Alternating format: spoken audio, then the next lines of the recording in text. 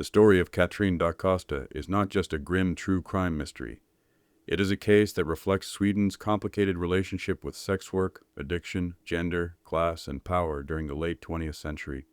Long before her name became a media obsession or a national scandal, Catrine was simply another woman living on the margins, forgotten until her death made her unforgettable. Welcome to this episode of Human Wreckage. Let's get into it.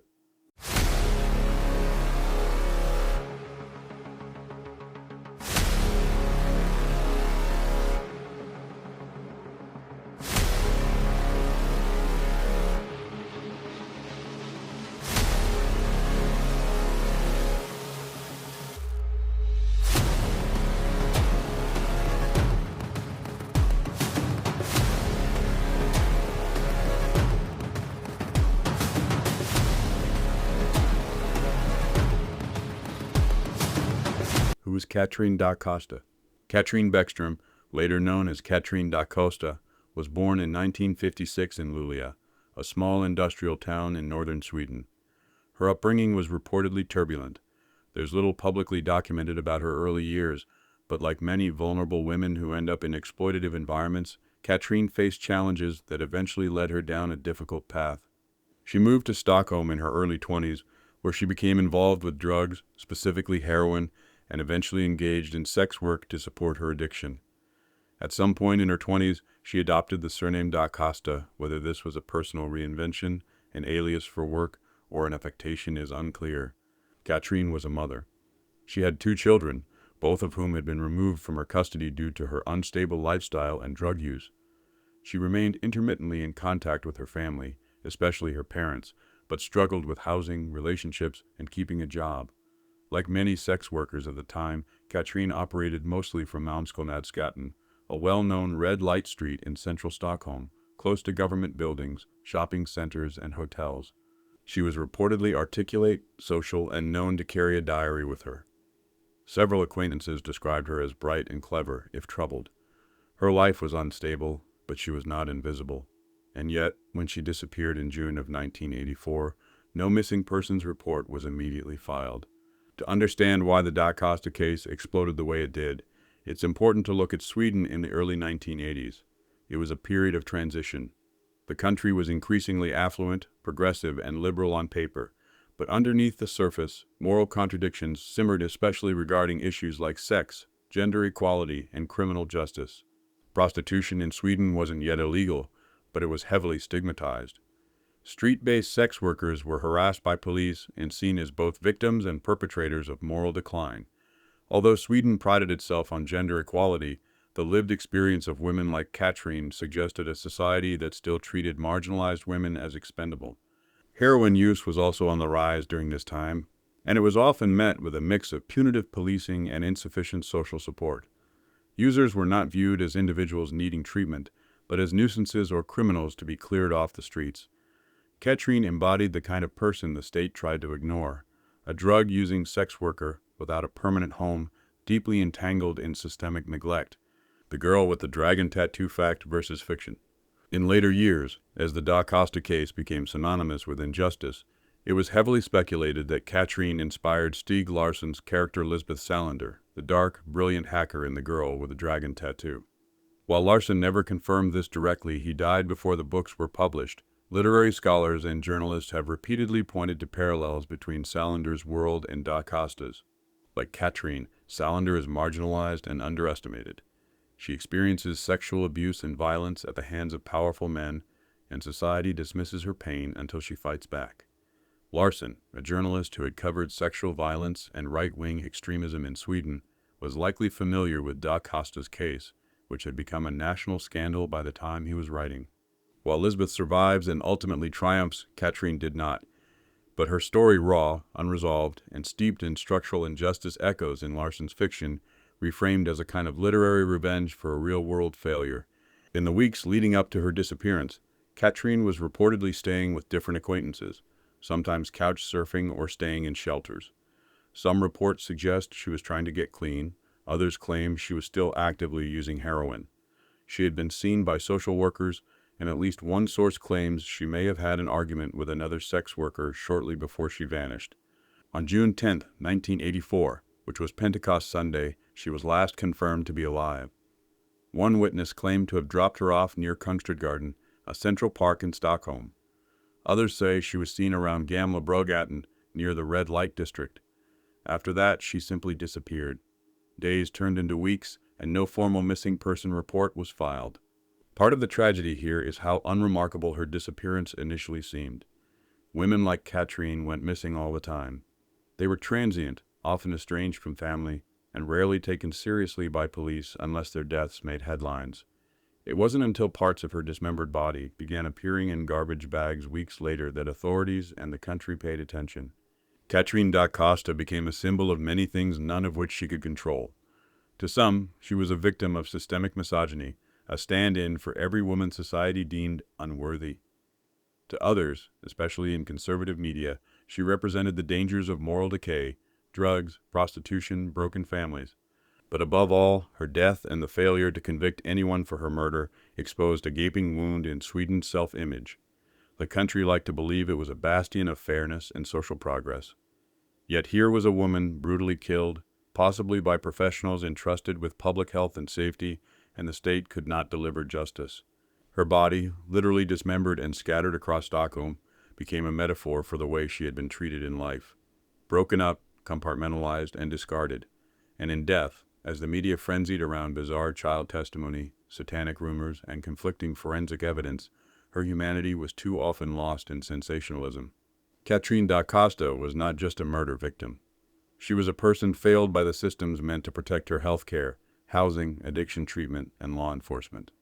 Her background, while often used to explain away or sensationalize her death, tells a deeper story about how society looks at women on the margins.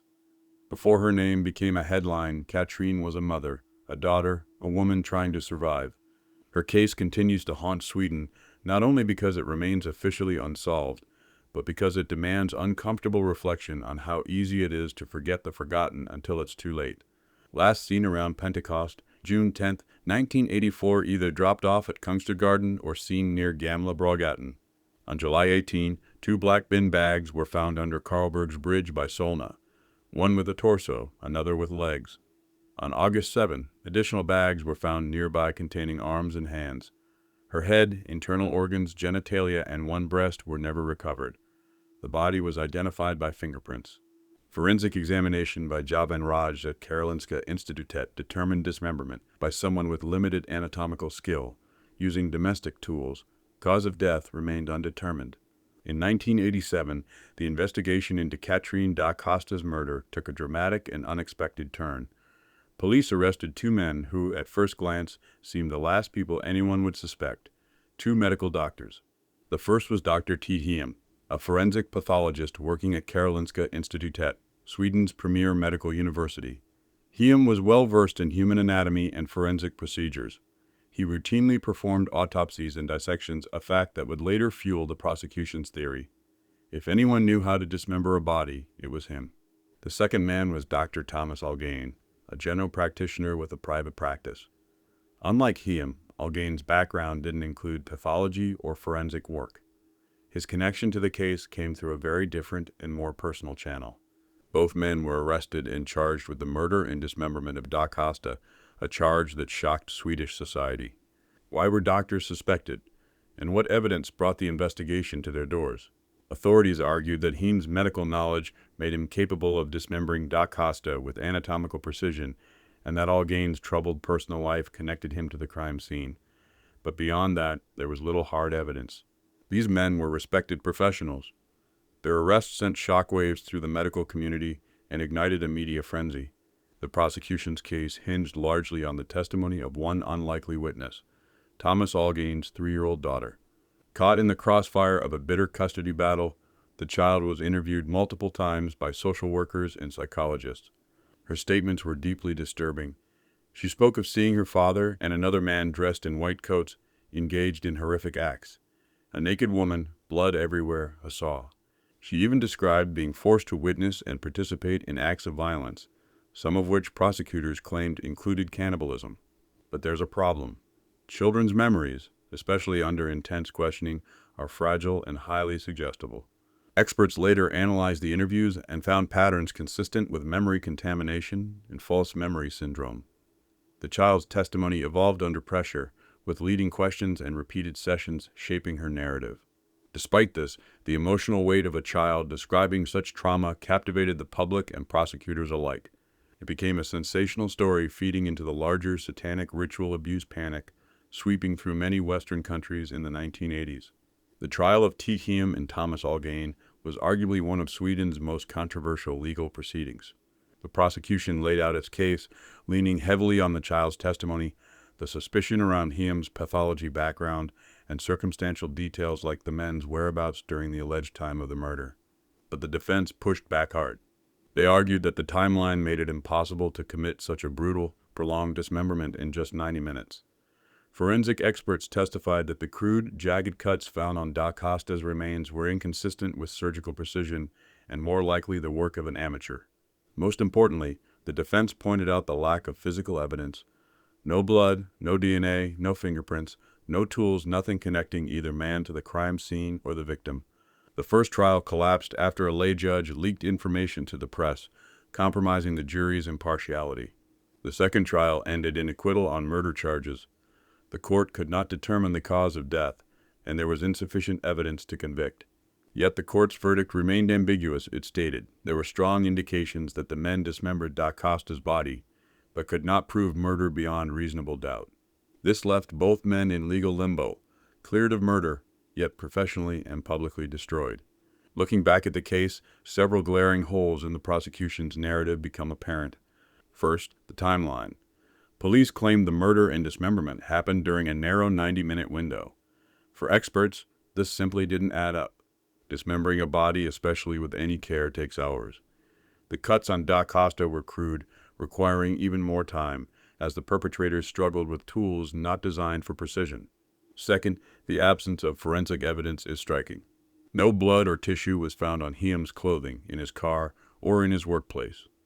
No DNA linked the men to Da Costa. No weapons or saws were recovered, despite exhaustive searches. Third, the child's testimony.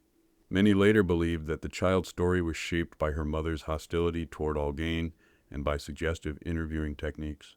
Experts criticized the methods used during her interviews, calling them a textbook example of how easily false memories can be implanted. Finally, the question of motive. What reason could two doctors have to commit such a brutal murder?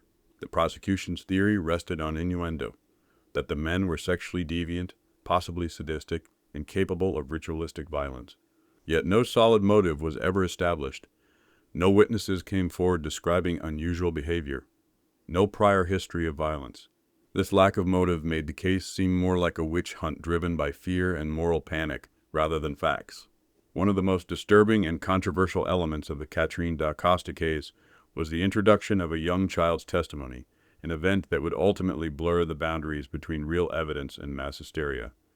This element turned an already grim murder investigation into something resembling the satanic ritual abuse moral panics that gripped parts of the Western world in the 1980s. Dr. Thomas Algain was not only one of the two primary suspects, but also the father of a 2-year-old daughter. After his estranged wife accused him of sexually abusing the child during a bitter custody dispute, psychologists and social workers were brought in to evaluate the claims. In subsequent interviews conducted through repeated questioning over months, the young girl allegedly made statements describing gruesome scenes. Her father and another man later identified as Dr. T. Hiem wearing white masks, standing over a naked woman laid out on a table. The child claimed to have seen blood, a saw, dismemberment, even references to cannibalism. Some sessions noted her saying she had been forced to drink blood. Others included details such as chants, rituals, and the woman screaming. To prosecutors and psychologists steeped in the growing international fear of ritual abuse, these details seemed damning. The idea took hold. 2 doctors, possibly Satanists, using the facilities of the Karolinska Institutet to perform unspeakable acts while forcing a child to witness it. But to many others, including defense attorneys, independent forensic experts, and later critics of the case, this testimony was deeply flawed, not only unreliable but dangerously suggestive of broader hysteria. The child was only 26 months old when she allegedly witnessed the ritual, and around 3 years old when the questioning began in earnest. Experts today would point out that children at this age are highly suggestible, especially when repeatedly interviewed by authority figures who may, intentionally or unintentionally, lead the child toward desired answers. One of the early psychologists involved in interviewing the child reportedly used dolls and drawings to prompt memory. As questioning continued over months, the story grew more elaborate.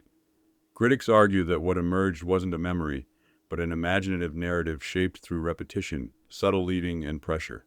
Some of the more bizarre details included a woman hung upside down in a triangle room, blood being collected and drunk from a chalice, masked men performing chants, a skull being drilled into. At one point, the girl claimed she herself was placed on a table and sawed, but when asked where her injuries were, she pointed to imaginary wounds.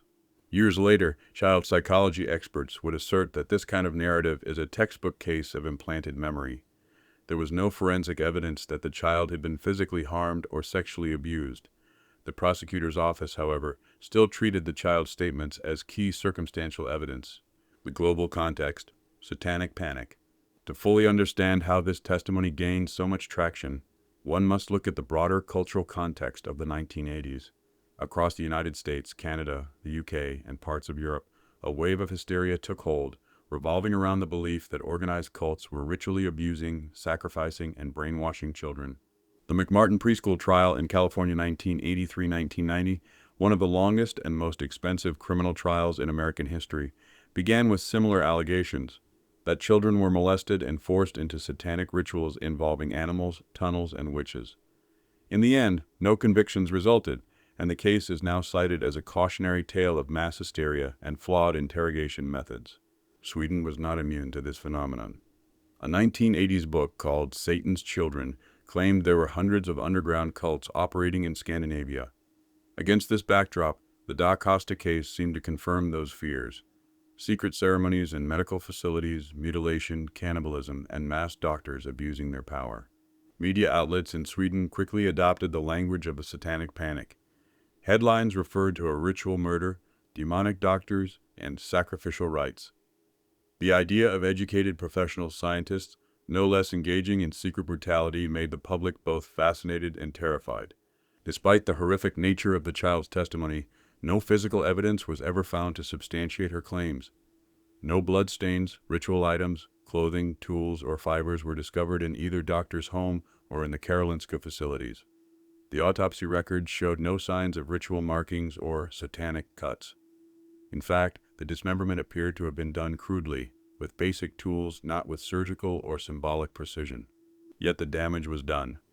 Dr. Algain's already contentious custody battle turned public and punitive. Both men, though acquitted of murder, were publicly branded as perverse and monstrous. Algain's ex-wife later became a key figure in campaigns against him, publishing memoirs and letters affirming her belief in the child's account. In retrospect, critics argued that the use of the child's statements caused irreparable harm, not only to the doctor's reputations, but also to public understanding of how forensic testimony should be handled. Rather than being treated with the skepticism and care such interviews require, the child's account was absorbed into a narrative already primed for horror. Over time, as Sweden and much of the world moved away from the ritual abuse panic, the Da Costa case has come to be viewed as a textbook example of what can go wrong when flawed psychology, unreliable testimony, and public hysteria collide. A 2002 academic review from Stockholm University concluded that the child's statements were too contaminated to be of forensic value. In later years, journalists and documentarians would revisit the child's sessions, noting the leading questions and lack of consistent narrative. The tragedy is that by the time this analysis emerged, the case had long since poisoned the public record. The child's invented memory had become part of a national mythology. Whether or not the doctors were guilty of anything, their fate had been sealed at least in the public's mind by the words of a toddler.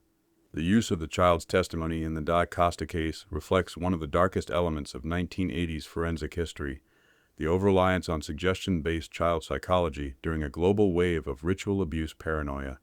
In trying to explain a horrifying crime, investigators may have amplified fear over fact-drawing conclusions not from evidence, but from cultural anxiety and confirmation bias. And in doing so, they may have steered the investigation away from real suspects and justice for Catrine da Costa. In April 27, the doctors filed for damages 35 million SEK, citing defamation and loss of income. The Swedish Chancellor of Justice redirected them to the courts, Though initially accepted, their claim was rejected in February 2010. Appeals up to Sweden's Supreme Administrative Court were denied. Many claims were deemed time-barred or unfounded. On July 1, 2009, the investigation officially closed due to the statute of limitations on murder and corpse desecration. Prosecutors acknowledged that no new evidence had emerged that could alter the unresolved nature of the death. Stieg Larsson was deeply influenced by the case when crafting The Girl with the Dragon Tattoo. Lisbeth Salander's story echoes themes of marginalized women, violence, and institutional failure. Larsson referenced Da Costa's murder as a formative inspiration. Generational Reflections, books by Hannah Olsen 1990 and Per Lindeberg 1999, documentaries and plays fueled ongoing debate. No one was convicted for Da Costa's murder. Perpetrators, if not Hiem or Algain, were never identified. The dismemberment verdict blackened the doctor's reputations without criminal convictions. Her case spotlighted societal neglect of sex workers and addiction, prompting law changes criminalizing purchase of sex. Scholars still debate whether a serial killer like Gonorka or Olafsson was involved or whether institutional and media overreach miscarried justice completely. Thanks for joining me. Please like and follow. It means a lot to me. Till next time, please take care.